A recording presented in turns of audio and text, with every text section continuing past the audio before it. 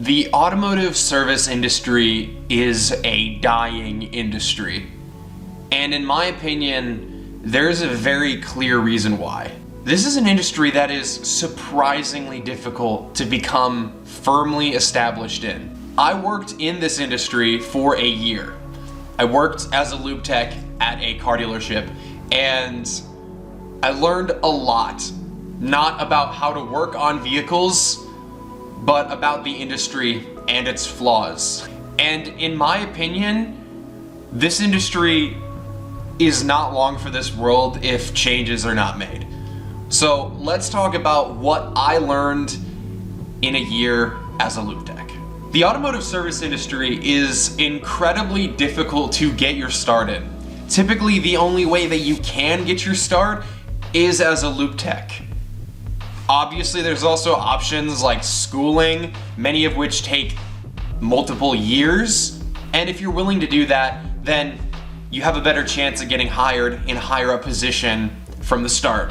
But that alone is not necessarily guaranteed. Especially if you're someone who is between jobs and doesn't have time to go to a 2-year trade school or whatever it may be. Your only option really, if you want to or you're interested in going into the automotive service industry, is to start as a lube tech. And yet, despite the fact that being a lube tech is the only easy way to get your start in this industry, there's a general stigma that surrounds lube techs that, well, you're the bottom of the totem pole. You're an idiot. You don't know what you're doing. That's why you're just a lube tech. And it's not that that's not understandable in some ways. Of course, if you start as a grocery bagger at Walmart, you're not going to be asked to become the CEO the next week. But this stigma is a weird paradox in the sense that you get your start as a lube tech. And yet, because you're a lube tech, this general stigma means that very rarely are you ever given a chance to prove any sort of skills or knowledge that you do have, any sort of opportunity that you could be used for bigger and better things. And that's interesting because dealerships and general automotive shops will state that they would rather hire internally. They would love to move people up to, do more serious mechanical labor for whatever it might be. They're not going to ask a lube tech to replace an engine in a vehicle, rebuild a transmission, whatever it might be. And yet, very rarely does hiring internally for a higher up position ever happen. And that's a problem because the automotive service industry is a dying industry. Why do I say that? Well, there's simply less and less people, especially of the younger generations, that aspire to be a mechanic. Granted, I do think that there are less and less people that are interested in any sort of heavy manual labor in general, but the point still remains. And even friends of mine who have approached me and said that they're interested in, either doing some sort of mechanic work or doing carpentry, I always say to them, as someone who has worked in both, that I think carpentry is the better option.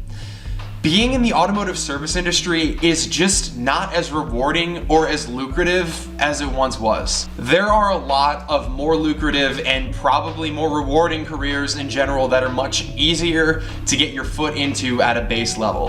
And if you talk to a lot of even well-established technicians that have been doing it for years, fact of the matter is that the industry for them has either changed or they've just become hardened over time. In a lot of cases, they're just not happy with the job anymore, but they feel like they're stuck. A lot of the coworkers that I've worked with and a lot of people that I've known that have worked in the service industry in one way or another, automotive service industry that is, have expressed their general distaste in the way that it's operated nowadays. And that's the interesting thing, as I say nowadays, because I don't really think that this is a today problem. I think it's a yesterday problem. Very little about this industry has changed over the years, other than probably general greed and corruption becoming even more increasing. So what needs to change? This industry needs a clean slate resurfacing when it comes to the way that it's managed. The weird, desperate gatekeeping management style cannot continue being a thing. The amount of younger people interested in becoming a mechanic is dwindling in general. The older generation oftentimes is frustrated with the career. Even if you can keep established mechanics around for as long as possible, what happens then? These younger people are the future, not just of this industry, but in general. No one should be made to feel inferior or stupid because they're getting their start. Every single person in this industry and any industry got their start somewhere. Every single one. Whether they got their start at 8 years old, handing their father wrenches in their driveway while they helped work on the family vehicle. Or maybe they got their start in their mid-20s or early 30s, desperately trying to find a career after losing their job.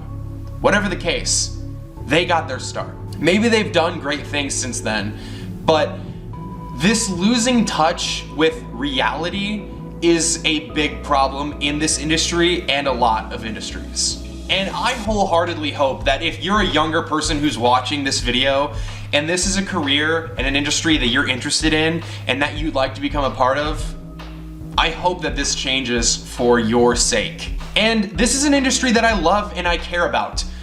I work on my own vehicles all the time. I have always tried to. It's something I love doing. It's something I love learning more about.